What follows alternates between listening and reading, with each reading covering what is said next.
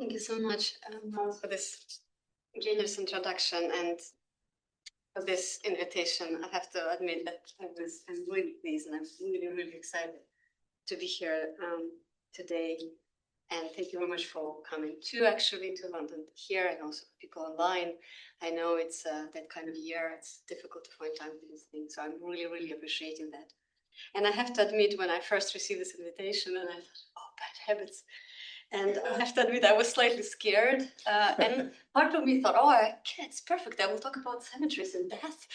That's bad. But then I was like, no, it would be great actually to talk about queerness, urban queerness. And it's true, it's a fantastic theme, I think, for my book. And I think the city itself, St. Petersburg, which is central for my research for in the last decade or so already, is a place, it's a really great place to talk about bad habits. It's famously, I would say, associated with bad habits. You know, just look at the Dostoevsky, how he paints the city as a place of, drunkenness, prostitution, gambling, murder, all these kind of things we might consider as bad habits, and you're probably right. So another things, which is also very important about St. Petersburg, obviously the weather. With only 30 days of sun in that city, we might think that the city itself is a big, big bad habit. All right, but more specifically, of course, I would like to talk to you today about different kinds of bad habits. Right, and this theme really nicely allowed me to return to the material. It's strange to come back and think about many years ago, actually. So this talk is based on my book, Places of Tenderness. And I explored the lives of queer men and the ways in which the community interacted with spaces in late imperial cities. And this new agenda, new habit, helps to kind of underline one of the most central arguments I'm making in this book. To approach historical orphans, queer lives not primarily from the lens of kind of identities formations, but through practices, encounters, everyday habits of the city and in the city. And in doing so, I think we get a really rich and more complex picture of what queer life actually looks like in the city. And this particular group of men, of course, how they interacted with the environment. And, I think that's what I would like to do today, to think about these bad habits as a really small things. They are not really a scandal or spectacle, the small gestures. And I thought I would start this talk with this quote. Actually, I found this specifically for this seminar, and I didn't include this in the book. And I was like thinking, it's a missed opportunity, such a nice quote. So I think speaks to a lot of things that I would like to discuss with you today, but also it gives me a kind of structure for today's talk. So in this diary, on the 26th of June, 1906, an early 20th century poet and musician, Mikhail Kuzmin, records a conversation with his new lover, Mikhail Pavel Maslov, as they walk through Tavritsky Garden. Tavritsky Garden, I will talk about this a little later, was one of the most famous cruising sites. And Kuzmin writes, I ask, is it all right we walk arm in arm? Of course, he replied. They will simply think that we are so much in love that we will walk around Tavritsky Garden arm in arms all the time. So that in fact is true, isn't it? So this brief entry is striking, of course, for numbers of reasons. And as I said, it gives me kind of a really nice entry point to the structural outline of my talk today. Firstly, it's striking because how gently it records an act of intimacy. Not sexual, not explicit, deeply actually. Kuzmin describes walking side by side, arm linked together through a public space on a summer day, And in many ways, this moment captures the very heart of my book. I will return to the Tavritsky Garden with you a bit later, and I talk about the emotional refuge that space created and a kind of bad habits that also come together with this emotional refuge. Secondly, this tenderness is actually shaped by an awareness of being seen, right, of being interpreted and of being read to some extent. They will simply think, right?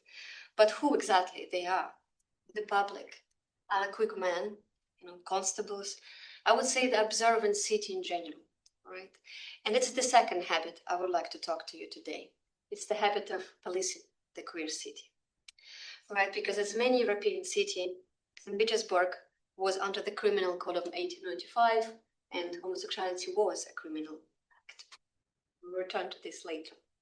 And on this picture, which is also the cover of the book, I wanted to show you, to demonstrate this because this picture will not be in the other slides. So I would like to reflect a small thing that on the right, you will see a constable actually on the bit, just to demonstrate the level of surveillance and policing in this city, right? And thirdly, and although there is no direct kind of reference to that in the quote, but from Kuzmin's diaries, we know that these summer walks and meetings in Tavichesky garden often ended up in the commercial bathhouses. And that's the space where I will take you at the end of my talk. And I talk about bathing as yet another habit, right? Before we do that, I think it is very important to give you a bit of historical context, especially for this one. Here, all right, in the audience. Today, I will talk about last decades of imperial rule. You know, it's a relatively short period of time from 1880s to the Great War 1914. It is a very short period, I know, but it's a very important period in urban history. There are a couple of things I would like to highlight today. First of all, St. Petersburg around that time was rapidly growing, becoming modern, shiny, and grand. Of course, the way we know St. Petersburg today is probably was built around these last decades of imperial, right? But of course, underneath that glitter was deep poverty, inequality, and actually chaos. As for many of you today in the room, you will know the very famous description of Marshall Baron, but it is underdevelopment. It's a very important picture of St. Petersburg we should keep in mind, right? And I'm working with this kind of contrast a lot in the talk.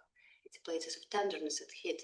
It's a places of shiny and glittery facades and actually form of quality.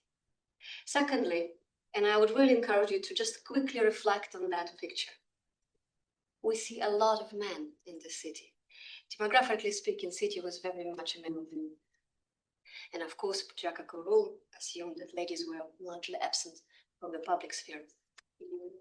As for women, mostly only on the males or homosexuality. Right, and the third point that I already kind of mentioned, of course, how a city was marked by heavy state surveillance and strict social control. Right, male homosexuality was officially criminalized by the Act, Article 1995 and Article 1996, and I will talk to you about this a bit later when we explore police. Yeah. Right, so this is kind of small things that I think it's important to keep in mind as a backdrop for the discussion today. Okay, let's move to the first part of my talk, where I take you to the Tavichesky garden as a place of cruising as a habit. In this part of the talk, I will focus mostly on queer men, and then I invite others, familiar strangers to this group. But here we will only talk about men, queer men, and how they interact with the broad environment in this garden. I think by the early 20th century, Tavichesky garden had become publicly recognizable as a popular gathering place for queer men. And it is important for my argument today that it became a place indeed of queer habit. A bit of history. So first of all, the history and geography in place. So this is the central of St. Petersburg, for those of you who don't know. This is the kind of winter palace here. Tavichesky garden is very close. Lithuania borough. You know, sometimes I thought, when I was planning my book, I thought I would write the whole chapter about the Tavichesky Lithuania borough, because I felt like it's a St. Petersburg, Soho, Castro, you know, it's a queer district indeed. Right, the Tavichesky garden is right there. And it was created in the 18th century as a kind of a place for royals to walk. But by the end of the 19th century, it was a public garden. And the city authorities decided to regulate this space, and they divided the garden in 3 zones, like a private exclusive area for the elite, neutral in Russia, a paid area offering entertainment, and then an area free for zone, accessible to everyone. And in today's talks, I will focus on that area where, and it's in terms of geography, this map doesn't reflect it, we're talking about a relatively small portion of the garden. It's kind of 1/3 of it. That's where Mikhail Kuzmin and his familiar strangers went. So what made this space so suitable for these, what we might call bad habits of return to this garden and encounter? Firstly, actually, design of this garden itself. Unlike the strict grid and straight lines that define much of the St. Petersburg maps, Таврический garden was designed in a romantic, what we call it in Russia, English style, right? It is hidden glances, hills, ponds, dense cluster of trees, created ideal spaces for privacy, intimacy, and socialization. And queer men could easily find the areas, hide from the view, but also be kind of nicely exposed to each other. And I think that queer men indeed developed a very habitual relationship with this garden. We have remarkable insights into how this garden functioned as a queer space from diaries that Mikhail Kuzmin left. As I said, Mikhail Kuzmin, in a second I will show you the picture of him. He documented his visit to the garden in a number of years between 1903 and 1908. So Kuzmin regularly visited this garden with his friend and lovers, often reflecting very warmly on there. On the 18th of, I will go between these two slides. On the 18th of June 1906, Kuzmin visited the garden with his friends and one-time lover, painter Mikhail Konstantin Somov.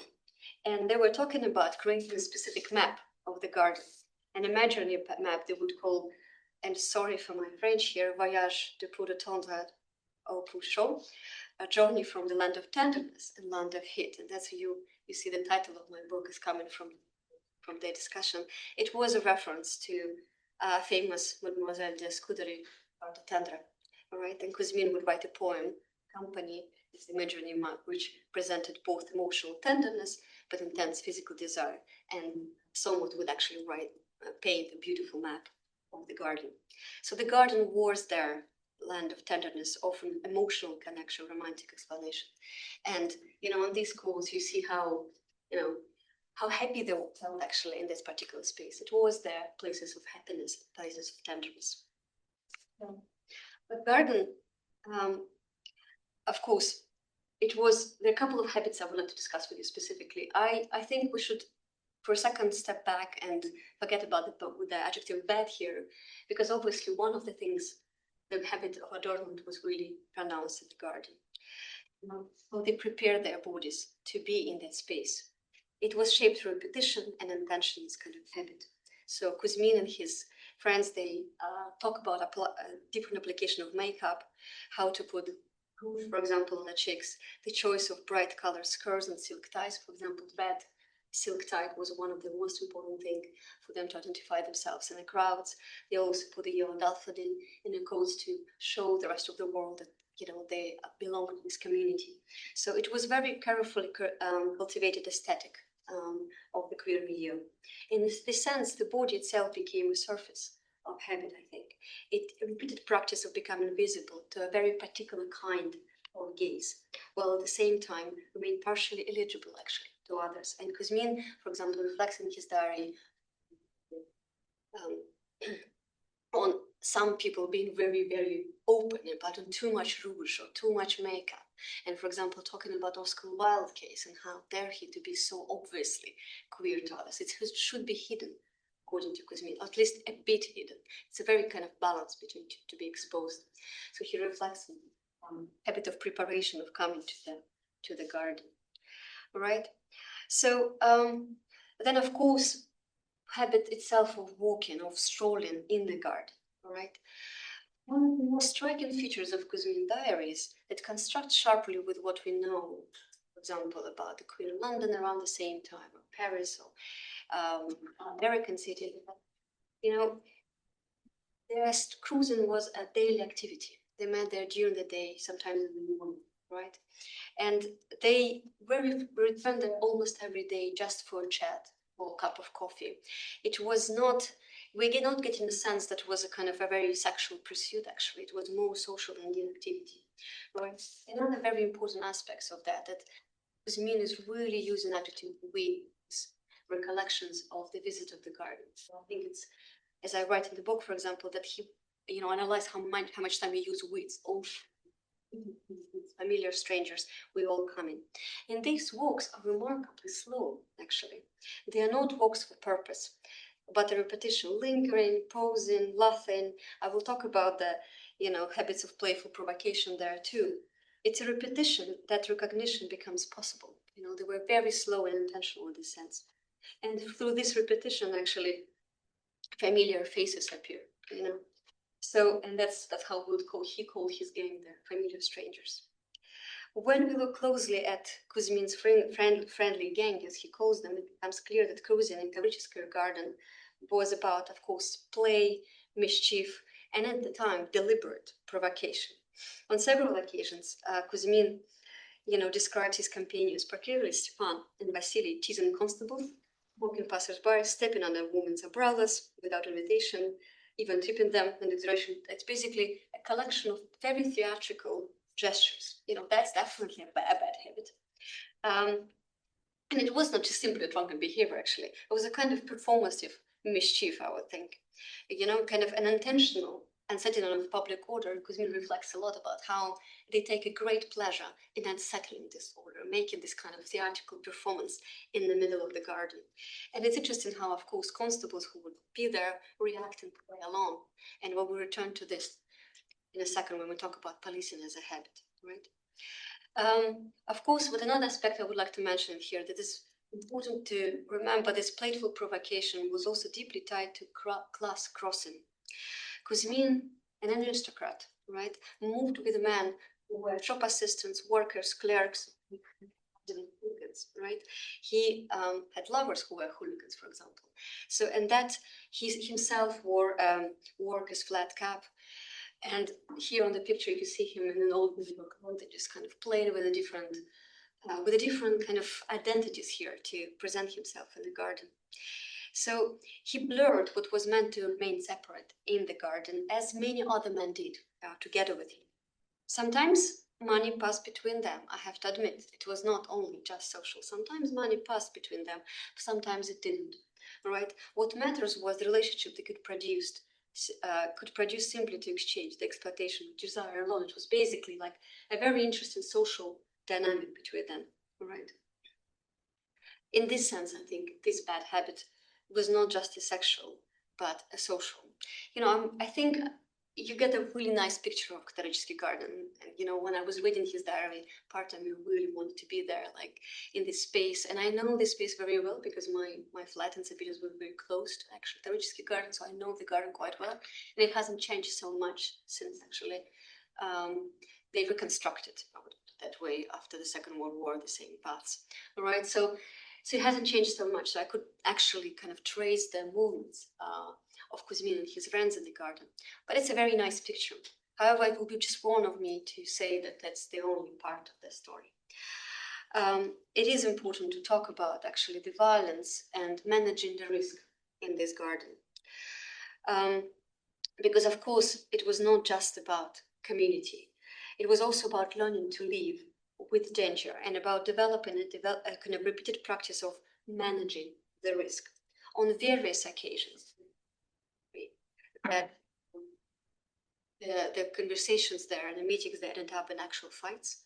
Kuzmin describes sometimes actually serious violence in his diary. After one visit, and I put a slide here from that, he and his friends were attacked just at the entrance, and one of the companions, Katkov, was slashed across forehead with a knife and spent weeks in a hospital. And Kuzmin for 2 days thought he is actually dead. So he was really kind of agitated and upset and anxious about his friend, thinking about that he's dead and he just kissed him. And he was writing about this accident for a couple of days. And also himself, he was heavily beaten, so he had the nose misplaced, and he was reflecting how his body changed, and connecting actually how much pleasure we have in the garden, but this risk. So this is the price for the fun we have there, right? So on another occasion, he was attacked by 8 men outside the garden. So he also talks about how people in the garden, for example, in where we're saying coffee shop, some women would look at them in a particular way, and they felt like it's a form of, we might now interpret as a form of violence, making some comments about their behavior. So in that sense, we can get the glimpse that interaction in the garden became the danger there, became routine. Wreaths became something folded in everyday kind of choreography of cruising. It's a background presence that shaped the movement, timing, gesture, sometimes silence, and care they did express for each other, right? So, and I think, of course, it's one of the most tragic elements of this queer history, right? Not only that violence existed, but also because it was kind of managed, normalized, absorbed into the body, what reflected his own body, as a kind of knowledge about the city, about the queer milieu, about his queer milieu specifically. Right, so in that sense, we can see the queer city is not just the city of pleasures and recognition, but also the city of endurance. And in precisely that fragile balance, between tenderness and hate, between joy and danger, harm, I think, what makes the Richeski Garden such a powerful site in the historical geography of queer life. This kind of, we can observe all of these different processes. And I think it leads me quite nicely to the next part of my talk, where I will talk to you about policing as a habit. And in this part of the talk, I kind of bring you, we are moving from the garden to the street, which is really important, but also I will bring yet another actress here. We will talk about constables and unpaid constables that were kind of engaged with queer men on a daily basis, right, and street policemen. And let me begin with a story. In the early morning, 2 a.m. in the morning, on the 25th of September, 1900, Ludwig Zimmel, a 37-year-old peasant, originally from Moscow, so it's now Belarus, was arrested on Nevsky Prospect, right in the heart of imperial St. Petersburg. And I found this picture, according to the description, that's approximately the place where he was arrested. Right? So arrests on St. Petersburg at night were not unusual. Actually, if I spent a lot of days in archives, you see there's a lot of people who were arrested or detained for different kinds of behavior at night, right? For drunkenness, for loitering, for all sorts of things. Prostitutes were arrested. So it was absolutely kind of normal. Zimmer's case, however, stands out for two reasons. First, his punishment was unusually severe. He was banned from living in the city for 2 years, an extreme penalty for what appears to be seen, and I will talk to you in a second, a minor offense, loitering. And secondly, and even more tellingly, his arrest was triggered by an anonymous letter that actually the head of the secret, this head of the police, the mayor, received 2 days before. The letter accused a man on Nevsky Prospect of openly offering sexual services to other men. So to understand this small case, I think we need to look at the broader context of queer policing, right? Russia at this time, homosexuality was criminalized. The Criminal Code of 1845, that was then modified in 1903, but Zimmer's case before that, prohibited one specific act, sodomy, act mужеложество, meaning anal intercourse between two adults, without specifying actually people. It did not criminalize any community entities. Lesbianism is also not mentioned at all. Right, so we have two articles there specifically that are important for us is Article 95, prison term for 4 to 5 years, and Article 1996 will raise this to 12 years if aggravated by the use of violence or performed with underage partner.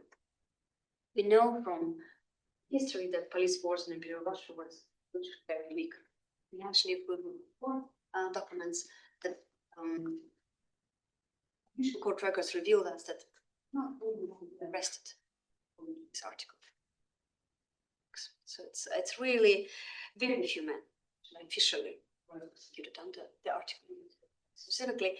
And then he, in his early relation of homosexuality in Russia, also about how the laws that permit, we look at some court cases, we can think basically queer women who have experienced a sort of real life, Back then were technically not persecuted.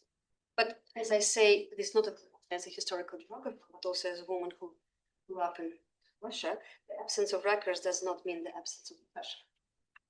Right? And Zimmer's case shows how exactly this repression actually worked. So let's zoom into the Zimmer's case again and look at it together. So as I said, on the 23rd of September, he was arrested on 25th, 2 days before, 23rd of September, the mayor office received an unsigned complaint. It describes someone in a brown coat, publicly solicited man on Nevsky Prospect. It's a crucial detail that his appearance did not even match the Zimmer's description in the letter. It was a kind of very specific Polish man. Coat was very specifically described, offering sexual services. Right, the arrest, there is no match between the place of arrest and actually where it was described doing these things. There was a lot of issues with actually what was described in the anonymous letter that was actually quite detailed in terms of who is that person and actually Zimmer. All right, so most likely he was simply someone already familiar to the police actually, and the familiarity was enough here. Without clear evidence, without a formal trial, and without providing any crime of sodomy, of course, Zimmer was expelled from the city for 2 years, literally within a week after his arrest. This is where we might think about policing as the policing of the habit. You know, unfortunately, given the destruction of archival files after the February Revolution, October Revolution, we can't really trace Zimmer's case further, right? So we have the records of the precinct, like literally the police who took them on the street. We also have the letters from the city police, but that's it. We to trace them. But we know from these correspondences that had last for approximately like a month between these two institutions that he was expelled almost. So, late imperial St. Petersburg, the police rarely relied actually on formal prosecution for homosexuality, because providing sodomy, as I said, Dan Healy's explaining, was extremely difficult. Instead, I believe, and the Zimmer's case is really helping us to understand and develop the habitual practice of control. Use vague charges such as loitering, public indecency, acting on anonymous reports.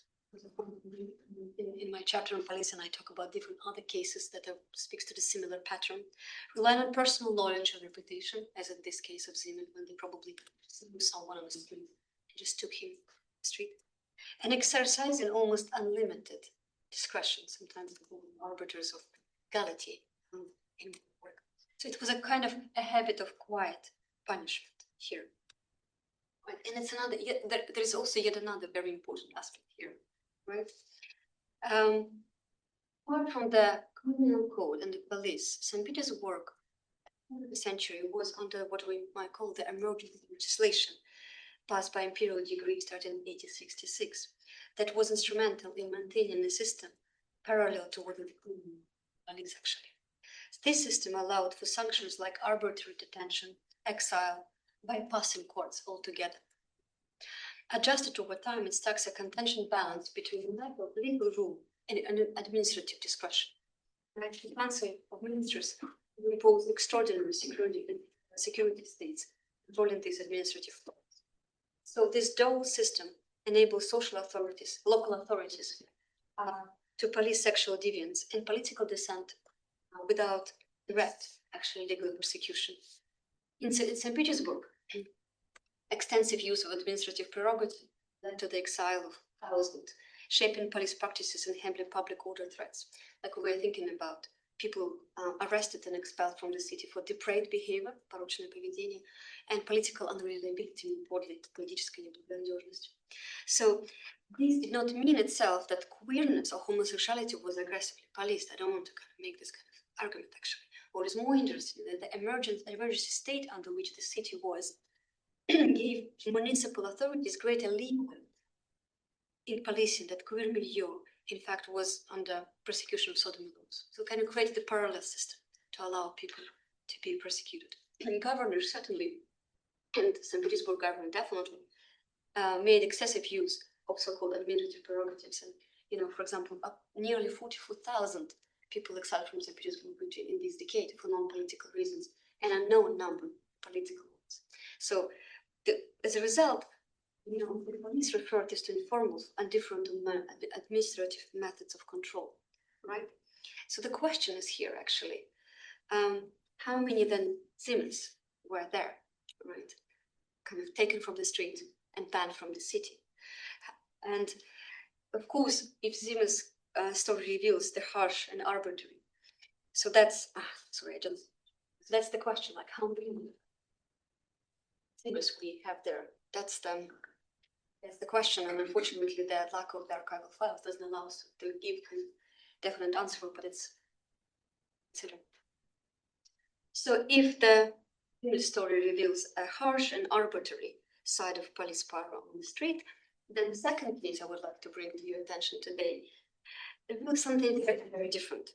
It's the kind of the habit of inaction, right? So on October 21st, Count Vendorf, acting on behalf of city mayor and the head of the police, sent this secret directive to all police stations. So now we're moving on for the next decade, 1910. And indeed, he demanded that constable identify men who were allegedly forced in private gatherings homosexual sex took place. I put it on the slides for you to read. All right. So language is very aggressive. It speaks of corruption, danger, moral threat, protection of the youth, all kind of classical queer urban history stuff. Right? It calls, of course, for active surveillance in private apartments. I do understand we're talking about not the streets here, but the private apartments. But there was something about this queer policing. It was an attempt to extend policing into the most private spaces in St. Petersburg. In theory, if we look at the text, right, this directive could have initiated a sweeping kind of crackdown on the queer milieu and social life in St. Petersburg. But in practice, almost nothing actually happened. Right? And I was very fortunate to be able, it's very hard to trace any files in Russian archives, but I was really fortunate to be able to trace this directive across other, like a small stations across the city. And I got the responses from the constables in like elite boroughs and middle class boroughs and working class boroughs. I was very fortunate kind of to get this, what we sometimes call archival goals. Of course, it's not the whole picture, but we have some glimpse. So, and I brought some of them to do. For example, the constables in 7 out of 8 pressings in Spassky district. Spassky district is like very well-to-do area in St. Petersburg. They just simply denied the existence of any suspicious individual. They just like, we don't have one sentence. There is nothing there. One went further, stating there was neither apartments nor individuals who engage in homosexual relations, just to bring some smiles on your face. Apartments also can have some homosexual relations, apparently. In Narskaya borough, it's one of the middle working class borough, poor area. Response was almost kind of sarcastic in the language. The constables explained that apartments were occupied by families and workers whose lives were well known and therefore beyond suspicion. In other words, we know our people, so just it's not your concern. Let us be. All right. The most fascinating response comes from the St. Petersburg Soho Liteyny borough. Actually, the police station is very close to the Rижский garden, and they found one man actually, and they were like, "Oh, probably you found a man. Let's bring him to the city office." And 2 days later, the city office said, "We know this man. We arrested him last year. Can you find someone else?" No, they couldn't. All right. So he simply the constable simply already known. And, so at the end of the story, there was no list, no investigations, no house researches, and no interviews apparently. Right. The directive, despite its dramatic language, became a dead letter. Right. So using the Danese language here. And this brings me to my point that just queer life was kind of constructed around repetitive practices of walking, meeting, recognition, risking. So the same policing governed by its own habits. There was a habit of surveillance, obviously, but also a habit of discretion on the street. The habit of selective blindness and a habit of not acting at times. And constables, it seems to me, knew where the line was. We tend to think about St. Petersburg as a city of chaos, but actually, through this queer policing, we see how this chaos operated. They knew where to draw this line. And they knew how far to go with this. They knew which kind of sexual behavior could be tolerated, contained, or simply ignored. Other files revealed them. They got some anonymous letter about a person living in an apartment. He just he just doesn't leave his apartment. How would we care? Like there is a kind of a understanding. Very also importantly, there's agreements allow this to continue. Sometimes, what we see here is a kind of unofficial agreement, an unspoken understanding about the limits of sexual policing in the city, and it's kind of quite consensus, or I think I call it entente in the book, that certain relationships, certain spaces, certain forms of belonging were not worth destabilizing the delicate social order related imperialism in Petersburg.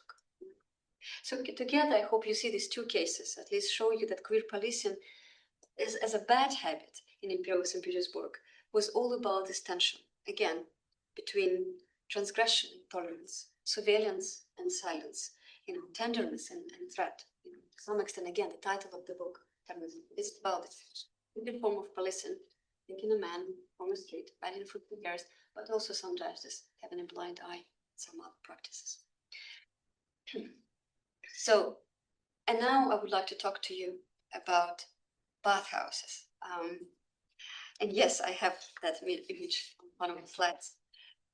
I think it's almost impossible to talk about queer urban history in geography without talking about this.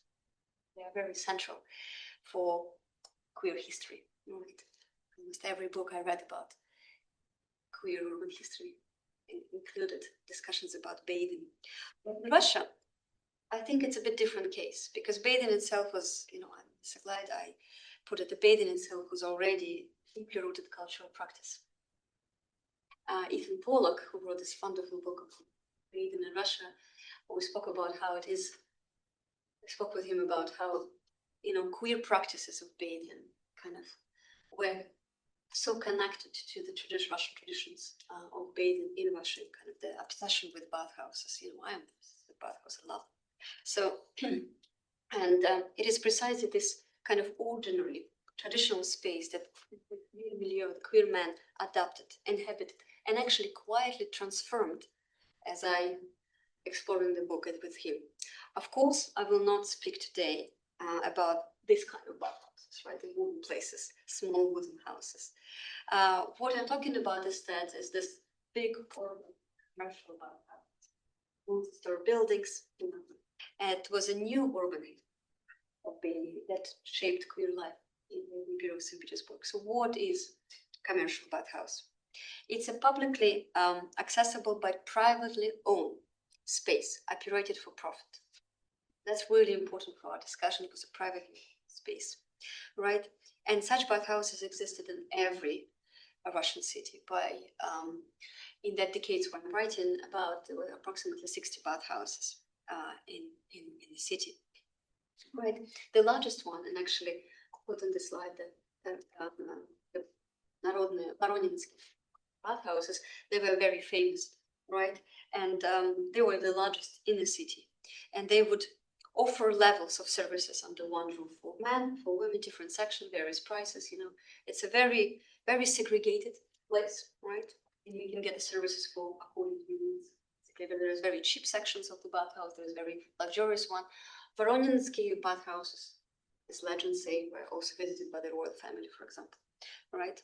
So, but there are two specific adaptations of older Russian kind of bathing tradition that I would like to draw your attention to. The first one is, of course, bathing bathhouse attendants, right? These people, these men, you see them on the picture, it's a stage photo, all right? It's really important, it's actually a stage photo. They washed, scrubbed, carried towels, carried logs. They basically managed the space. Very important for our discussion, they also lived in these spaces. It was their home. They would arrive seasonally into the city, stay for their home, it was work and right. They didn't get a salary. They relied on this. How they get money. But second development, private bathing. So it is a stage photo of one of the floors that these small rooms are basically arranged like the rooms along the corridor were originally intended for families and private use. Of course, they also created new conditions for intimacy, privacy, and closure. And architecture itself began to shape the behavior. These spaces were used for private meetings with lovers. It became space for, of course, for prostitution. So that's the two urban adaptations that are really important for us for the present discussion. So, of course, the urban bathing culture didn't really remain static, right? Dan Healy's discussion here is very important because he is talking about how, of course, bathhouses became increasingly important sites for male prostitution, especially towards the end of the century. And he observes that, it was a relatively egalitarian work team pulling arms together. We call it the private work cartel. So it was very kind of brought together, incomes shared. And then he talks about how it became really tightly on commercial organization. He said that it's a remain indistinct in sources why this change happened. And I think the ordinance that I discovered in archives actually explains quite nicely this change in culture. Long before the ordinance of 1879, and that's the piece of legislation I would like to discuss with you today, the city had been worried about its bathhouses. Right? Inspection in the 1870s, for example, revealed overcrowding, poor ventilation, filth, and moral disorder. Yet private operators were slow to modernize, of course. There was this ongoing tension between the city's authorities' needs to modernize the space, but also the private operators saying, we don't have money to, and there's no really kind of mechanism of power to change that. So city authorities decided to use some form of power, and they introduced in 1879 the obligatory decree for organization of public bathhouses in St. Petersburg, or let's call it bathhouse ordinance of 1879. And this piece of legislation regulated ventilation, spatial layout, cleanliness, working hours, the behavior, and most importantly for us, the sleeping arrangements of attendants. They were not allowed to sleep in the spaces, so their working hours were cut significantly. So it was, of course, quite literally a document that disciplined spaces and the bodies, right? First of all, it's very important to keep in mind it was one of the first serious attempts to extend government power deep into this commercial business, actually. And actually, they will adapt now when I'm doing research on animals and see how they adapt the same principles to other urban spaces, actually. Quite interesting to see this kind of connection. But here is the irony.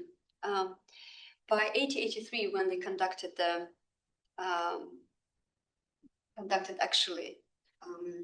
research how their ordinance is compliant, they discovered that nothing is really happening, right? But only 3 bathhouses were actually compliant with the ordinance. But the authorities could not simply afford to shut them all together. So the new habit of governments emerged. Again, I was talking about this kind of negotiation. It's the same example here. Owners wrote letters to mayor asking for exceptions. Inspections were announced and unannounced. Extensions were granted. Partial openings were allowed. Rules were banned, revised, quietly softened. The city developed basically the habit of compromise between the city owners, bathhouse attendants, and actually the whole space. It was precisely this negotiation that strengthened the bathhouse's queer role. And let's look actually at the impact of the ordinance on the space. Because the attendants lost their sleeping spaces and their working hours reduced, they also lost their economic stability. They became even more reliant on tips, and many turned to sex as their most reliable outcome. Right? What was side activity became a regular, organized, and increasingly central economic practice. Prostitution basically moved from the edges of bathhouses life to its very, very core. Right? At the same time, the Namirnaya Banya became even more important. Because of the other public sections were actually closed, the Namirnaya Banya remained open. And because of that, so private rooms, but was only decided to expand these rooms. So the city reacted in a very nice way. They decided to tax the Namirnaya Banya, which is essentially was a sin tax. So the state ended up profiting from precisely the space in which regulation had failed. So And this is the kind of important point here, that bathhouse ordinance was intended to eliminate disorder.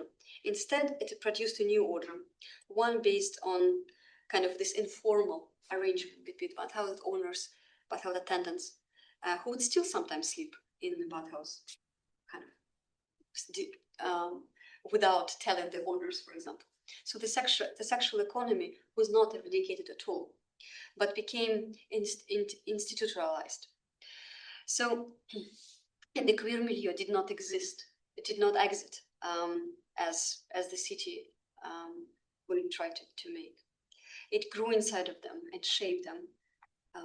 As Foucault once put that if one governs too much, one doesn't govern at all. One provokes results contrary to one's intention. I think this is a very good example of this paradox. Right? Far from representing success of discipline, we reveal how too much governments created few rules of desire, few rules of intimacy, and new queer infrastructure in the very heart of the city. I think I'm slowly coming to conclusion now.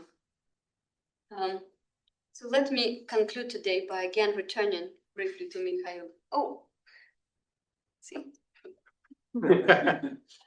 Yeah, so that's the how impact of the ordinance. I really actually enjoy creating this slide. Let's observe. It's a really nice slide, right?